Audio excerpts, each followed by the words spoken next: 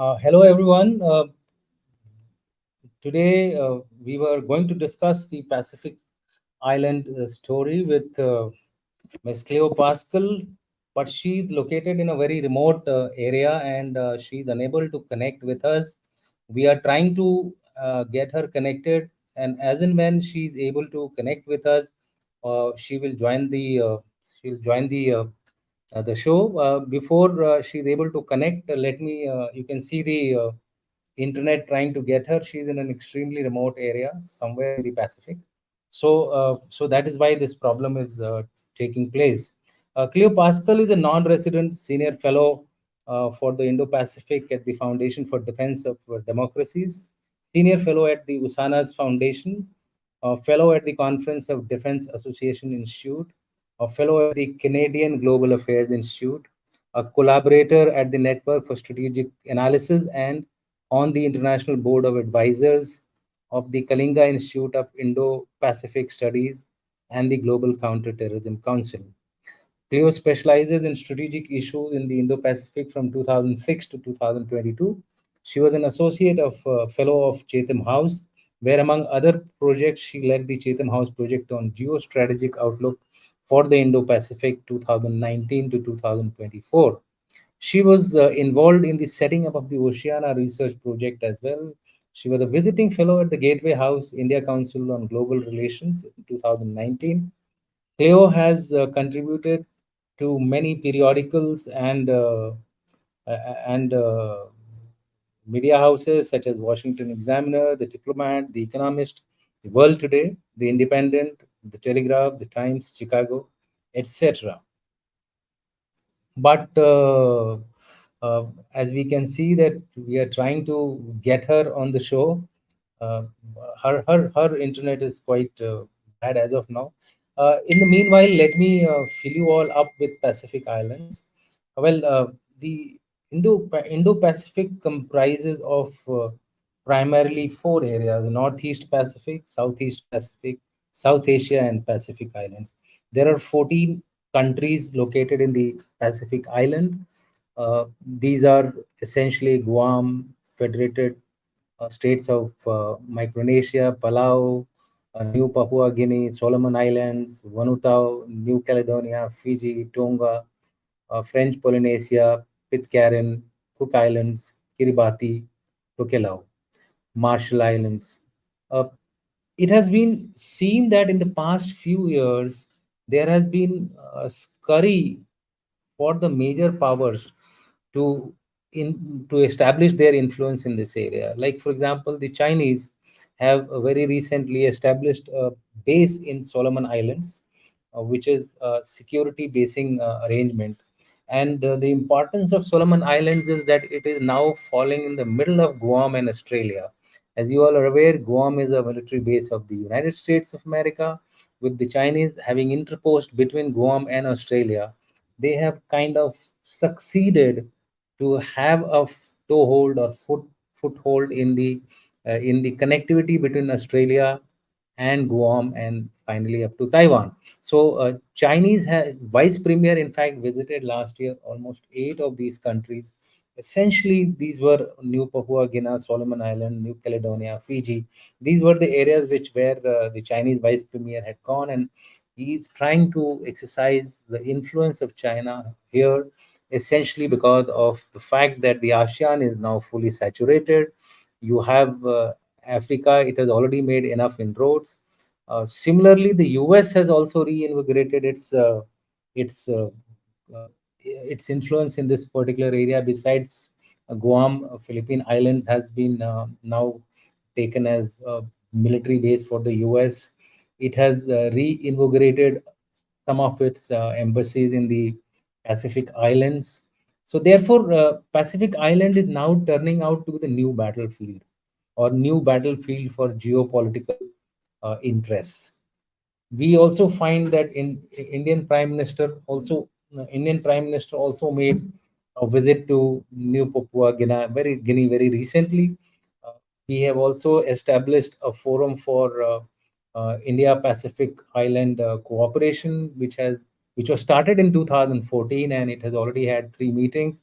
A number of projects have been launched by India, although they are very small level projects. But then, to begin with, because of the Indian diaspora which is there in this particular area, India also enjoys a certain amount of influence in these islands. Why this particular influence is there in this part of the world is because ASEAN is saturated. East Africa, India has already extended itself up to East Africa. We have had a fantastic G20s closure summit at New Delhi, which has achieved some outstanding results, such as induction of African Union in the G20, then establishment of the spice route, the big story.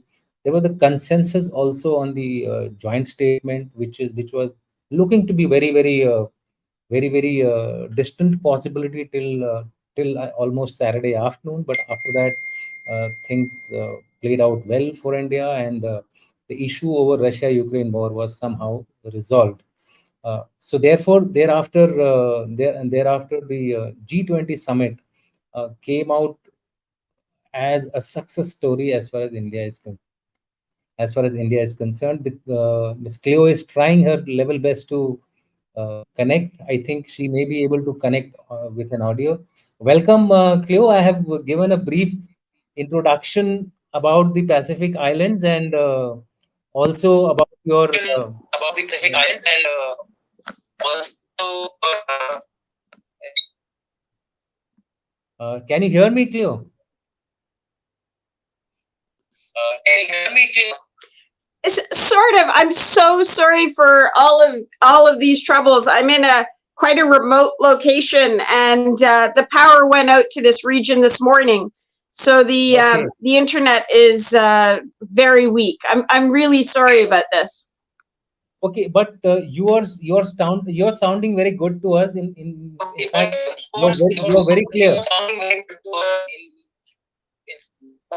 So, so what we recommend is that So, you go ahead so and give what us we an recommend is overview, that you go and ahead then we and will fall off the show go because ahead of your and give us bad an internet. overview, and then we go of your bad. Okay, so I'll go ahead with a quick overview, and we can hopefully things will settle after that. And again, my Absolutely. apologies. I've been looking forward to this for ever since you invited me on. So I'm very apologetic for the trouble. It's a great pleasure and honor to see you and to be on. And I'm sorry that these are the circumstances. I know, I understand. These things can happen in technology. Yeah, go ahead.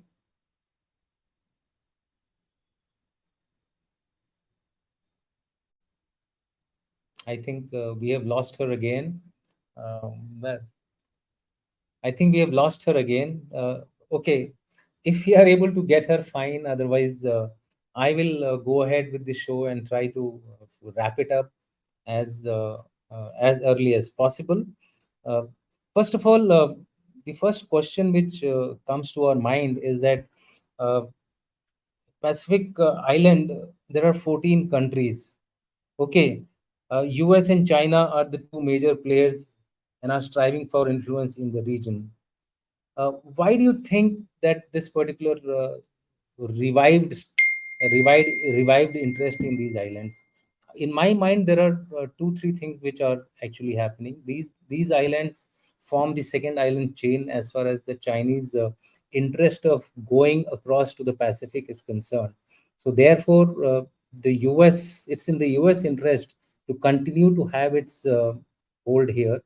Secondly, the region is very rich in resources, mineral resources, also the sea-bound resources. In fact, these islands have a huge economic zone which can be very easily exploited by the countries if they come out here.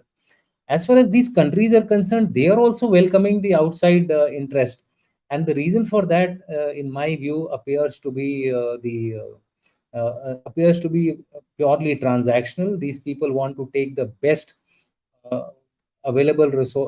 available from all the countries which are trying to get inside here, without taking any sides. So therefore, I find that even the Chinese are welcome here, the US is welcome here, and the Indians, and now I believe even Indonesia and Vietnam, Indonesia and South Korea have also shown interest in these areas, and they are actually planning a number of visits, either technical level, delegate level, or ministerial level.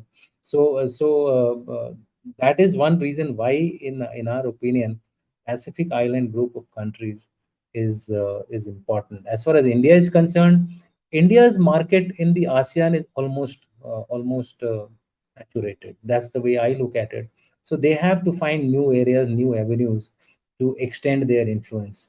And what better place than Pacific Islands? You have number of these islands which have a very large cross section of Indian diaspora, and it was with this aim that way back in 2014, India actually launched the forum for Pacific Island India Forum, and which has actually got 12-point agenda for cooperation with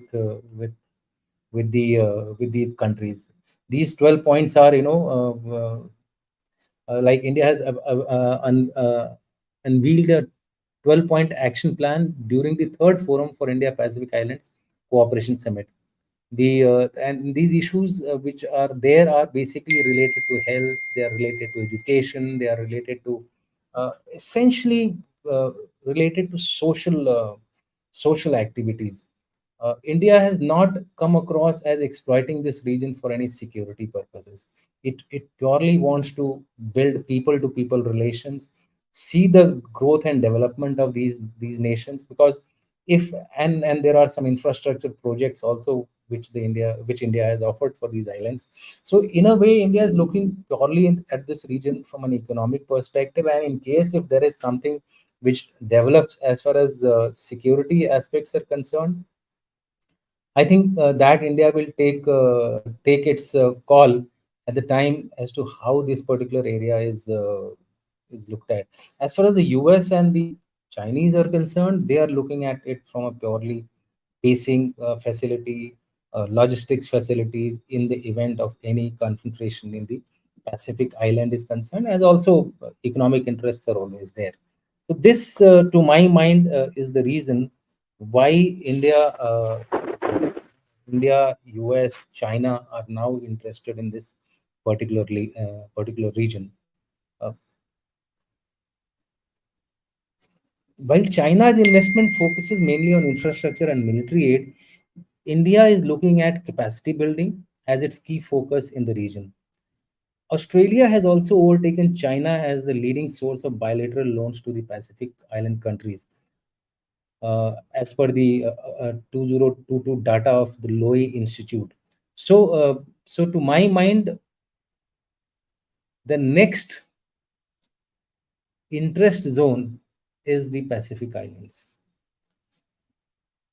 And even the ASEAN countries are now shifting towards this. And Indonesia, Vietnam, South Korea, which is from the East China Sea area, they are also gravitating towards this. So initially, the interest may be economic, but subsequently, in my view, there would be security related interests as well. Uh, in addition to this fact, I have also seen that in the Pacific Island group of countries, the US had lost interest initially.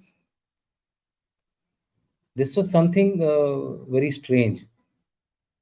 In fact, Philippines also, the military bases came as late as last year. Initially, they had inducted themselves out in a major way. They had some presence, but it was not a large presence.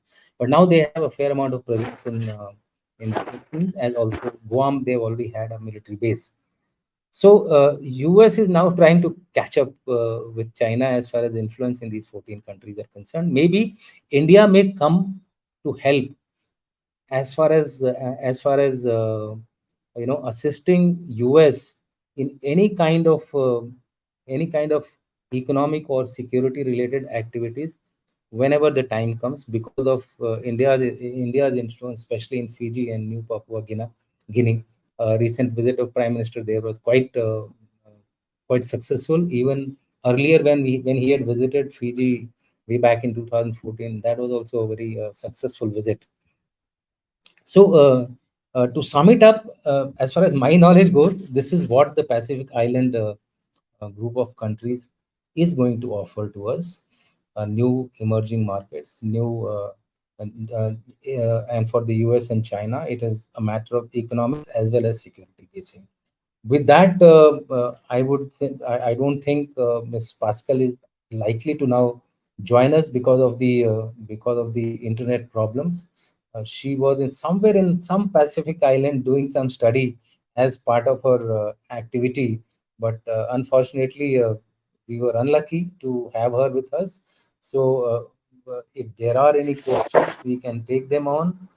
But if there are none, like to end the show, but I find that there are a lot of questions here. Uh, I- okay, John Chaturvedi says, "Why name changed from Asia Pacific to Indo Pacific?" Again, I think it is all to deal with the interest, security interest as well as economic interest. India is emerging as a big player in this part of the world, and in some people say that India is a swing state, India is a balancing power. In my view, India is now emerging as an independent pole, as an independent pole in the global geopolitics, and especially after this G20 summit and the BRICS summit, which took place a few weeks before the G20 summit. It is clearly highlighting that India has arrived at the big stage. In the BRICS, it was able to secure its interests, secure the countries which were favorable to India, get inducted into the BRICS. It was able to prevent the common currency or the Chinese currency for becoming a trading currency of the BRICS. People were, I mean, the decision was taken that individual currencies will be used for trade, and the de-dollarization was not achieved. That was again as per the India's liking. So BRICS was a big success if we look at it from an Indian perspective, followed by the G20, where in fact we have had huge success, which I have already said. So therefore, I think the US rightly decided that Asia Pacific was not really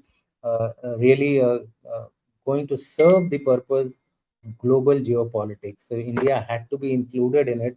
So somewhere Indo-Pacific world was coined a few years back, and I think it is rightly so. Then we have Rakesh Bhatia asking us, Kiribati and Solomon Islands switched to China. Nauru, the Marshall Islands, Palau, and Tuvalu still maintain diplomatic relations with Taipei. With US focus, do you expect more PIC to support Taiwan? Look, as far as Taiwan is concerned, it's a little tricky. I told you that the Pacific Island group of countries initially picked up Taiwan against China. In fact, a number of countries there were total 6 countries which were actually recognizing Taiwan and having a very active cooperation with Taiwan. But after the visit of the vice premier of China and offering of, because of the deep pockets of Chinese, some of the countries have switched over, like Solomon Islands. They have uh, recognized China as a partner. They are indulging in trade with them over Taiwan. Similarly, so I find there's a reduction in the support to Taiwan by the Pacific Island countries, and the reason which I'm trying to give is that it is purely transactional. They are trying to get the best from everyone, whether it is China, US, Taiwan. But there is still a huge influence of the US, and it cannot just be wished away. So if you look at the map which I had shown you, this map, if you look at this map, the areas of Guam and around Marshall, Guam, Palau, all these are Kiribati, all these are under the influence of the US. But if you look at the areas of Papua Guinea, Solomon Island, New Caledonia, Fiji, they are slowly coming under the influence of the Chinese. The problem for the US is that between Australia and Guam, this interposition, juxtaposition of China is going to be a problem in the future. Currently, it is not. Currently, it is just a policing agreement. But if they are able to establish a full-fledged base in Solomon Islands, then it will be some issue as far as the security arrangements are concerned in this part of the region. Then we have Jagrit. Next question is from Rishi Atre. Many Pacific Island states are Commonwealth states and still have ties with UK. How relevant are these today? Look, the relevance, in fact, not many. Almost all the countries of the Pacific Island, 14 of them, I think 12 of them were part of the British Commonwealth. Okay, so therefore, our education system, our way of functioning, our governance, everything is similar to India. What is there in India, or for that matter, other Commonwealth countries, it is similar. To that extent, work, and most of the countries, barring few French colonies, most of the countries also speak English.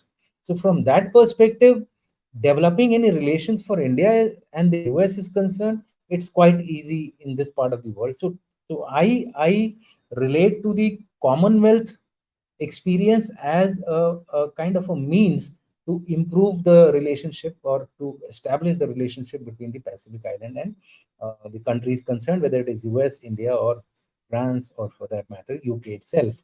So you're right, Rishi. I think it has relevance, but not to the extent that they will pick up sides based on purely ideology or leaning democracy, etc. No, most of these countries will pick up sides based on their personal interest. The whole world is now becoming interest oriented rather than you know totally driven by an ideology, or for that matter, any kind of isms are not going to really dictate the relationships. Transactionalism is what possibly is the way ahead as far as these countries are concerned. Ajay sir, name change because USA needs market and cooperation from India, so name change. Obviously, this is one of the reasons I said, no, the economic. When we say that India has arrived in the Committee of Nations, it means a comprehensive national power of a country, which includes essentially economic power, military power, and other human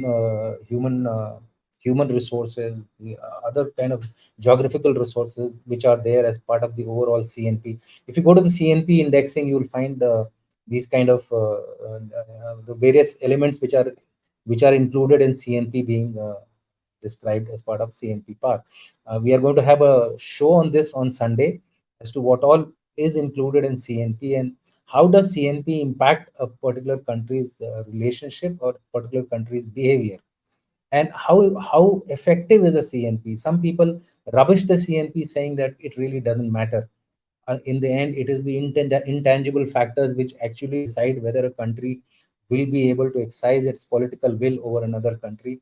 CNP may be very high, but if the leadership doesn't have that will, that CNP can remain there without any activity. So number of factors are there in discussion of CNP. We will talk about it later on Sunday. Then we have,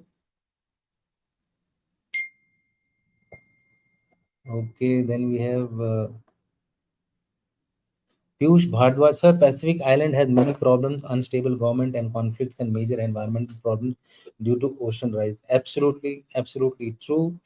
In fact, climate change is a problem which is across the board. Why only Pacific Island? Yes, the islands are in the most imminent danger, whether you take any island anywhere in the ocean. Even Bangladesh, for that matter, in a very closer home, is under a threat of the climate change. I had done a study about 7 years back.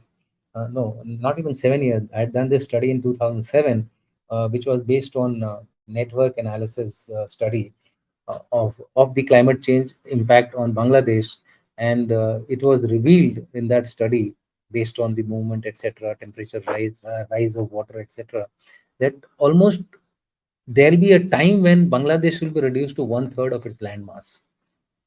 What will be the impact of that you all can just imagine. Is the country with the largest population density. Where will this population go? Bangladesh is surrounded by India, and we will have, and similar is the story with these island nations as well. That as the temperature rises, the land mass is going to get reduced. People will have to find uh, alternate places, alternate land areas to live. So those are the problems which are going to be faced by everyone. In fact, in this particular G20 summit, it was decided that climate, the temperature increase will be restricted to 1.5%, which is a very big ask, because even achieving a 2% rise is very difficult last, I mean, based on last few years experience. So achieving a 1.5% restriction, whether we will be able to achieve it or not, if we are able to achieve it with some out of the box ideas, I think it will be okay. As you know that the second agreement in G20 was again in keeping with this kind of a thing, that about the biofuel agreement, where ethanol is now being used with petrol, will be used with petrol to reduce the consumption of fossil fuel. So it's a life problem, Piyush, and I think we'll have to go by that. Then we have, sir, despite India's neighborhood policy, do Bharat needs to arrive at these islands with full force, from economy to net security provider? This way, we could extend the reach.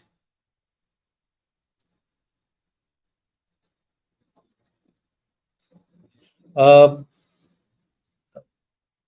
Vijay, there is a problem for India here, and the problem is distance. The sheer distance between Indian Ocean, Indian subcontinent to this particular group of islands is quite huge. So the initial whatever investments which we have done in the Pacific Islands is essentially economic and social. They are not so much on the security angle, because our first area has to be secure our own maritime interest, which is closer home, which is the Indian Ocean region up to Malacca and this side up to Horn of Africa. Even if we are able to take care of this, we should be grateful. The secure by but achieving a net security provider, that would be, as in the current state, in the current capabilities, I think India it will be a big ask. But economically, yes, whatever credit lines etc which we have given as part of the India Pacific Forum, which already had 3 meetings, I think we are going the right way, but we need to of course further uh, increase this intensity.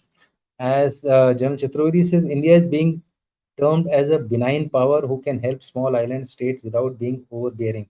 Also, countries like Fiji has a large ethnic Indian population, and it would be in the interest. This point was already told by me also earlier, that Fiji is almost 50-50 as far as Indian origin population is concerned, and you'll find most of the people of this region speak a language which is kind of a, that is, I'm talking about the people of Indian origin, speak a language which is kind of a mix of Bhojpuri, Hindi, and Bihari. So when you listen to them, I've had a number of interaction. I've had many friends from Fiji when I was in the US. In fact, their rituals, etc., are almost similar to us, maybe more rigorous than us. So there is no denial of the fact that there is a large diaspora. In fact, other islands also have a fairly large Indian diaspora, and they can be used as your ambassadors for influencing the governance here. Uh, I agree that a number of being small countries, you will find that governance changes are very rapid here, rapid in any kind of. My own experience, I can tell you of Liberia.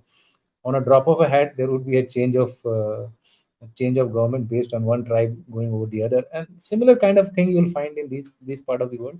But by and large, I think nowadays they are quite they are very well stabilized as far as governance is concerned, and there is a certain amount of stability which is now coming into these areas. And for India, it is better that we reach out to as many markets as possible, beyond the West Asia, Middle East, and this ASEAN.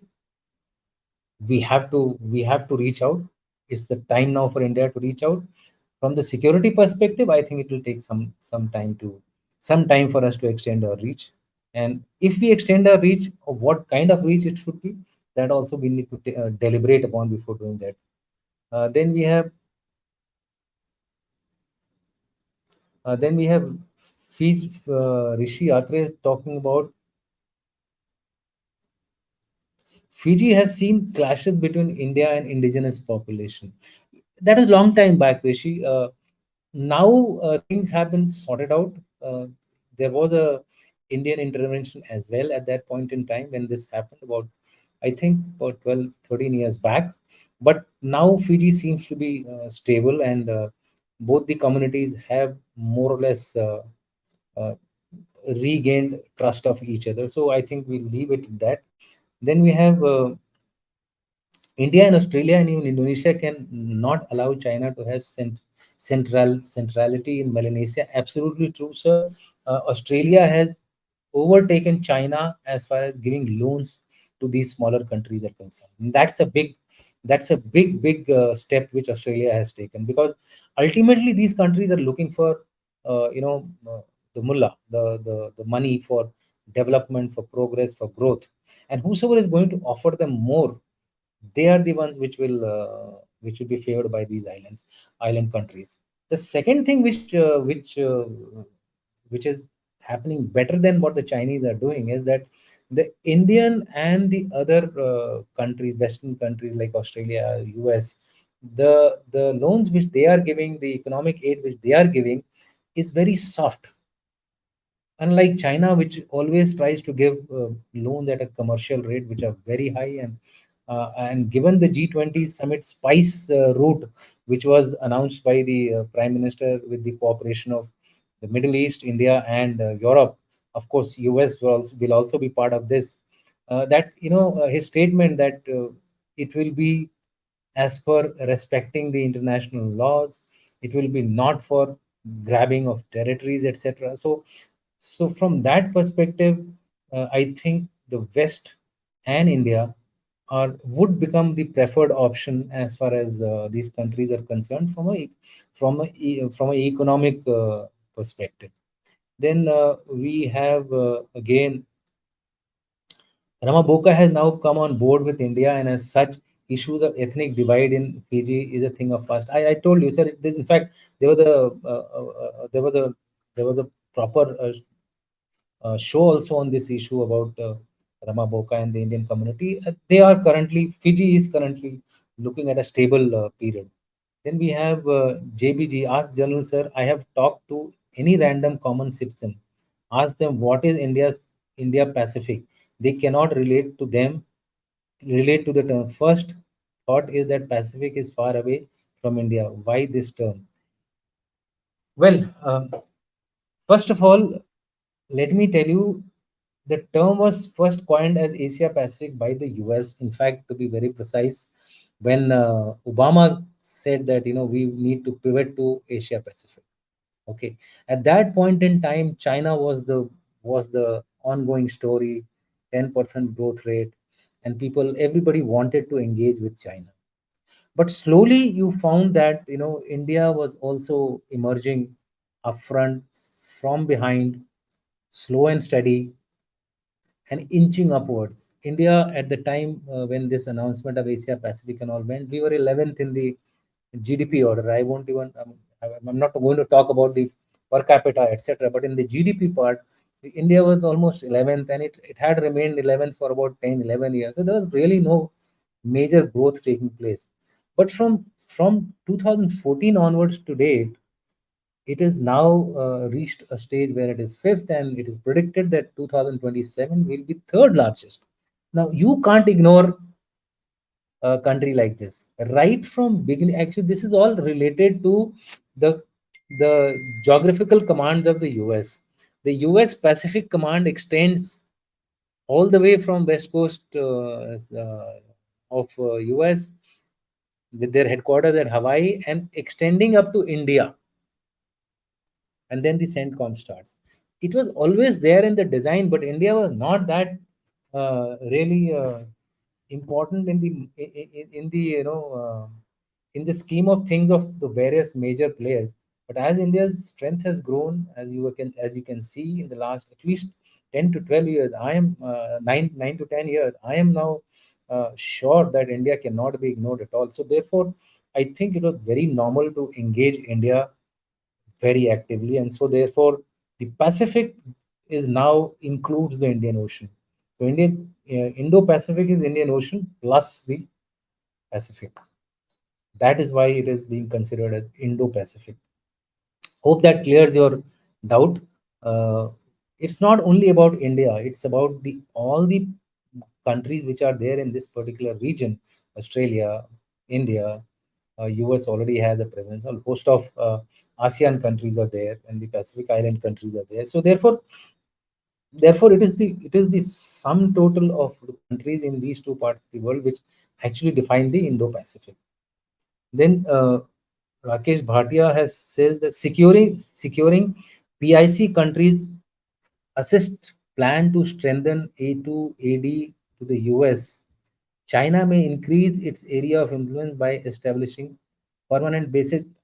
You're right. You're right, Rakesh. But as of now, physical movements have not taken place. They have done some agreement with Solomon Islands, and I think they are looking for some additional agreements with the other countries as well in this part of the world. But as of now, there is no forward movement which has taken place. Physical movement has not taken place. But yes, you are right. They would ultimately aim to somehow burst the second island chain. So it is an advanced planning. They have to go through the first island chain and then get across this to actually get into the Pacific.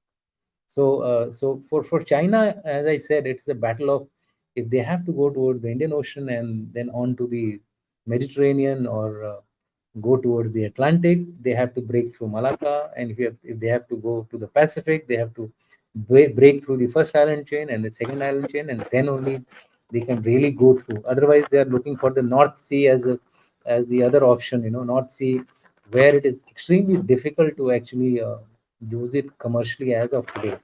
But there are some activities taking place between Russia and China to actually. But even that route, if you see, India has played well with that corridor of China Vladivostok corridor, which Chennai to Russian port is there in Vladivostok.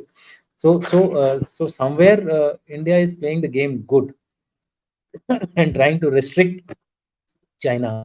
Then we have another question which has come, of course. Pacific is important for India, particularly Melanesia and Micronesia, basically to keep China away from Indian Ocean. For this, Indian Ocean and Australia have to be on the same page. Sir, I would like to inform that Indonesia is very soon. Indonesian president is very soon visiting the Pacific Island countries. In fact, and of course, Indian Prime Minister is visiting Indonesia. Somewhere, this kind of activity has already started taking place. So therefore, you're absolutely right.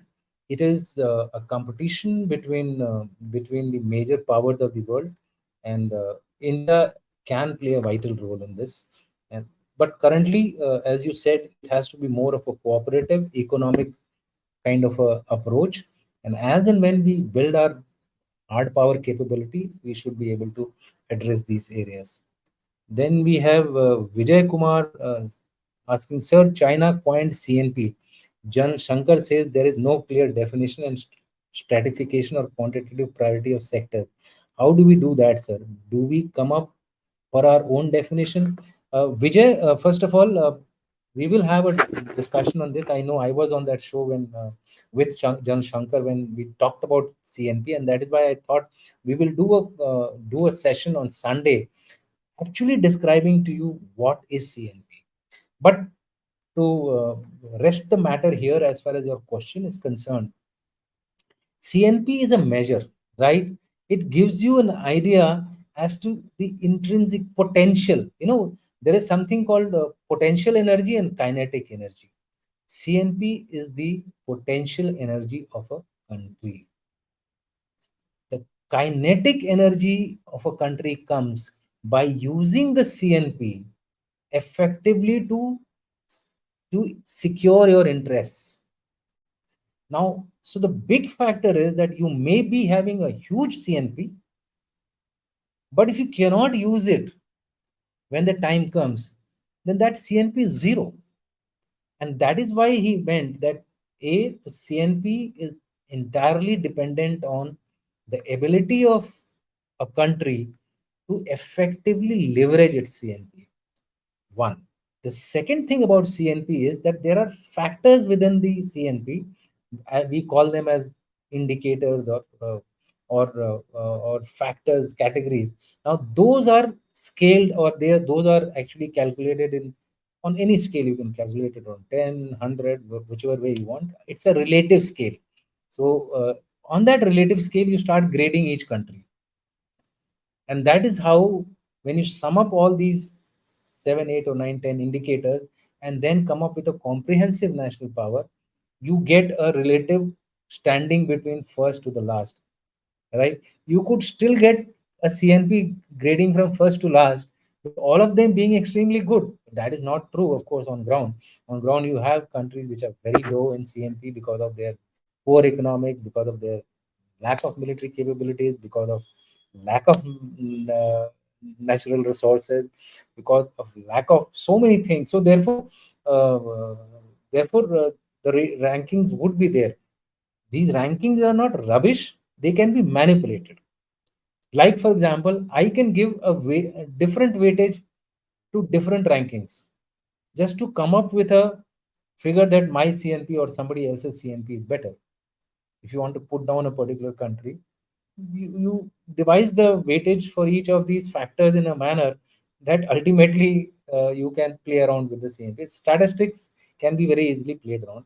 Normally, we should have faith in institutions which are impartially doing the calculation of CNP. So we'll have this discussion on Sunday. Hopefully, Vijay, you do join us that day. We will have one of our officers is working in depth on this particular issue, Brigadier Bhatia, who would be explaining the nuts and bolts of CNP. Then no wonder India has been taken on board of APEC. Absolutely, absolutely, absolutely true, sir. It has to be. It has to be. India just cannot be ignored now. The G20 summit was a clear-cut example. The Russians are praising you. The Chinese are sullen, but of course that's their choice to become sullen.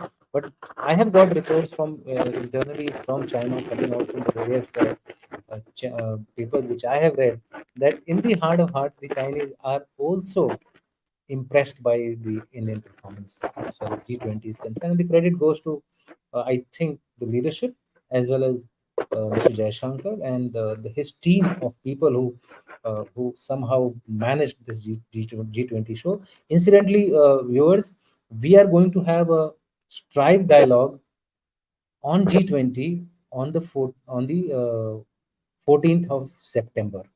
Do join in. It will be very interesting dialogue. We have a scholar from MP Manohar Parikar Institute of Defense Strategic Analysis. We have General Chaturvedi who will be joining on this, and also General Harsh Kakkar. So you will be subjected to some very detailed analysis of the G20. See, when you look at an event, there is an initial reaction that oh, everything went off well. But when you look at the same event after 2 or 3 days, when the dust has fallen down, things have cooled down, or the emotions have played down, then you can analyze each and every aspect which we have achieved or not achieved in the G20 summit more objectively. So that's why we kept it on the 14th and not immediately or during the G20 summit. Piyush Bhardwaj says, Sir, Indo Pacific name came due to China claim on South China Sea to counter it with broader ocean agreement. So, name changed from Indian Ocean and Pacific Ocean. Look, South China Sea was part of Asia Pacific in any case. So, South China Sea really is not was not the driver. It was the driver was the economic might of the of India, as also the potential of the Indian Ocean region. I think that was what was important. Then John Chaturvedi, 1.5 degrees Celsius is a long away. India has not been able to achieve that this year. Unless we achieve this target, disaster is waiting for not only India but in number of island states. Absolutely true, sir. That's what I also mentioned, that 1.5 degree. We have kept this as a target. मैं हिंदी में बोलूँगा कि मुझे अब हमारे president कलाम साहब की याद आ रही है मुझे। उन्होंने कहा कि सपने तो देखिए, अगर हम सपने नहीं नहीं देखेंगे तो हम कामयाब कैसे होंगे? So let's at least start looking at the higher aims. If we are able to achieve 1 point nearer to 1.5 also, I think we'll be moving in the right direction. That was I think the essence behind this. Then oh, there are host of questions. Uh, US has now a new base at Batanes in North Philippines. Absolutely true, sir. Basically, to dominate the South China Sea with Australia as part of the AUKUS, and nuclear submarine promised to Australia domination of the Melanesia is being achieved. Uh, Totally true, sir. I agree with you. But I also read somewhere that the arrangement for AUKUS was more to do with the submarine deal. Of course, the security cooperation is inbuilt into it. In my view, Quad will be very effective as far as the South China Sea area is concerned. In fact, the Quad very recently, just about 2 weeks back, did an exercise on the Australian coast. So, my sense is, from a security perspective, getting the Indian Navy on board would be much more powerful than simply AUKUS. So, to that extent, Quad and AUKUS will act in tandem to ensure that the Chinese designs are restricted in this particular part. General Ajay sir, submarines are meant for sea denial purpose. How does it provide security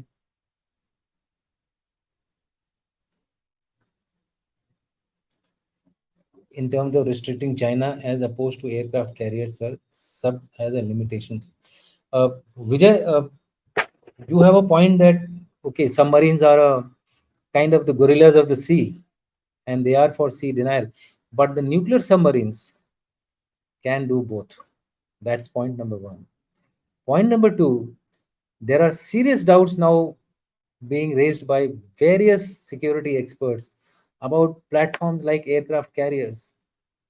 Please read books which are there now on this particular issue, where people are questioning the need for an aircraft carrier. It's essentially because of the huge target that it has. Howsoever you would like to cover it with the fleet and the other uh, uh, other crafts which are going along with the aircraft carrier, but in today's world, with the kind of precision, with the kind of technology which is available, the survival of aircraft carrier is a big suspect.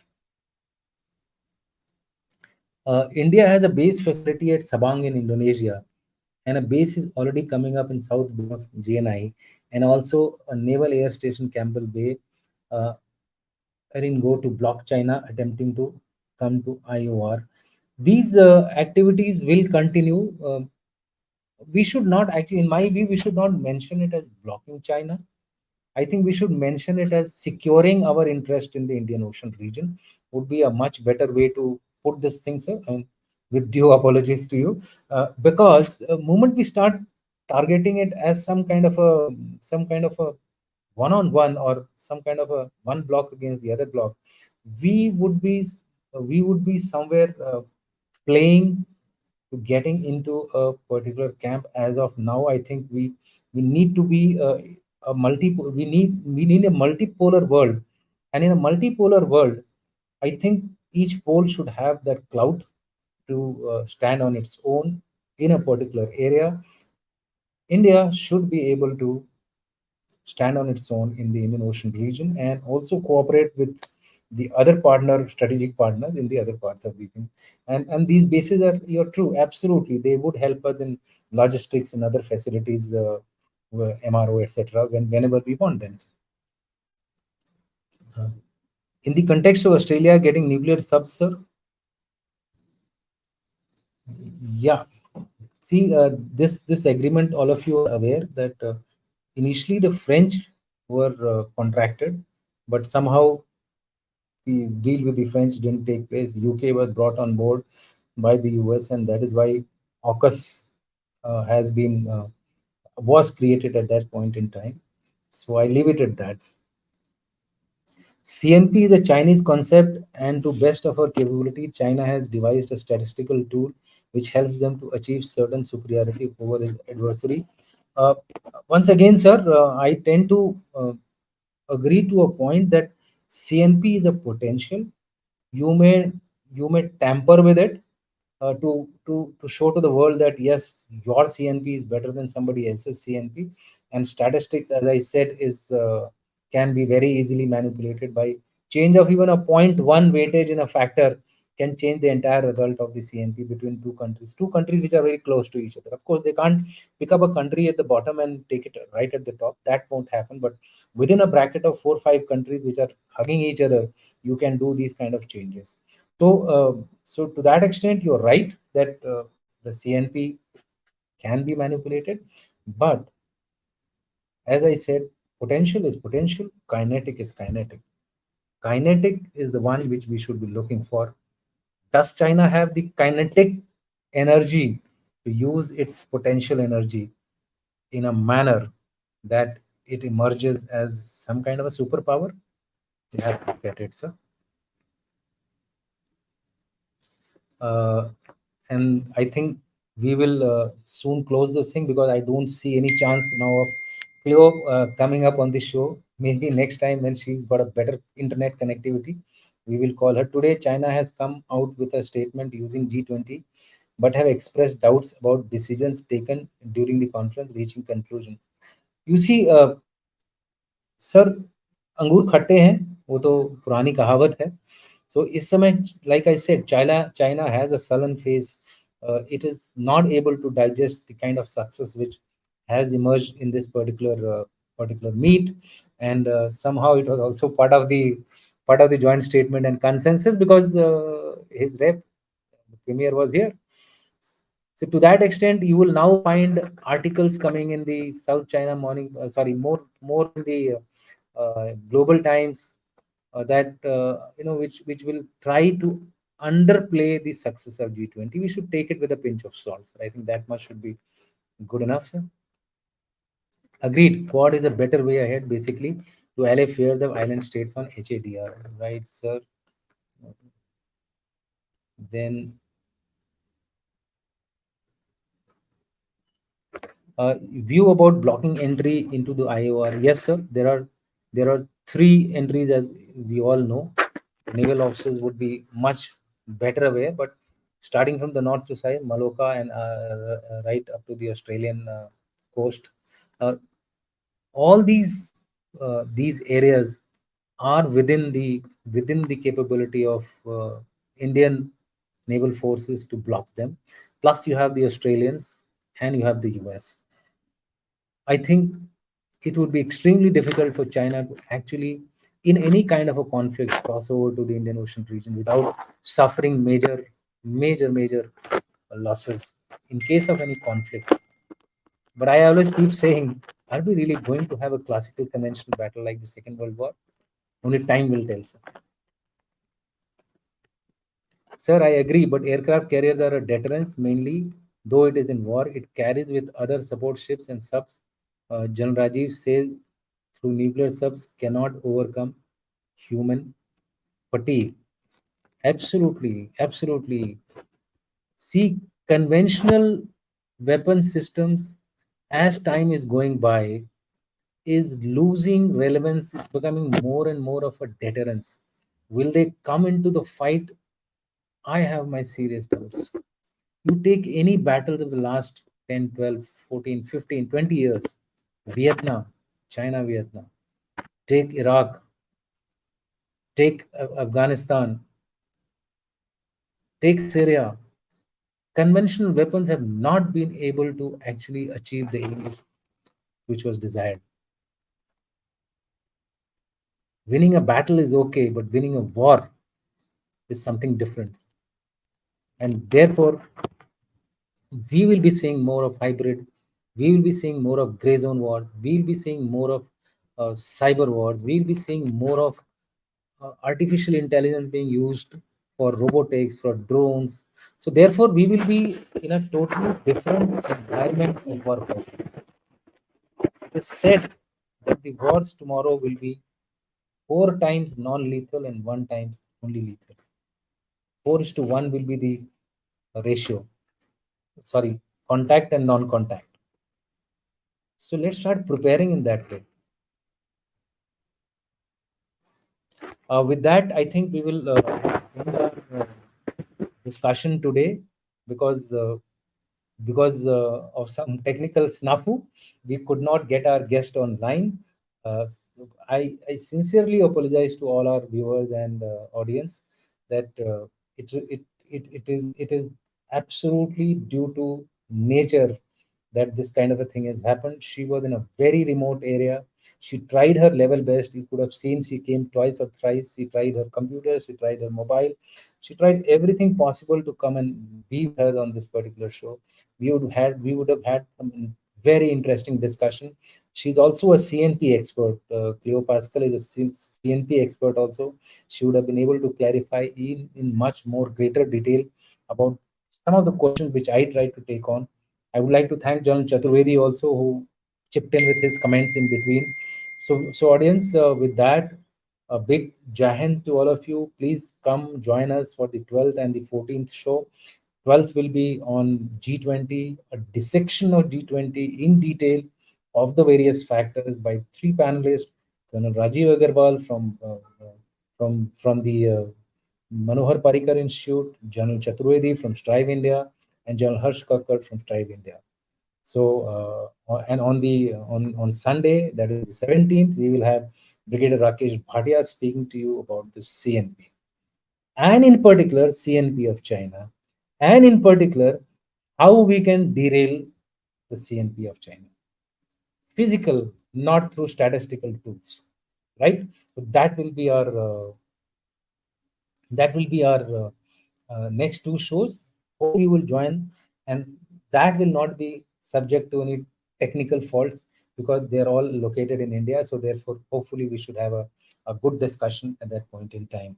With that, thank you very much. Jai Hind.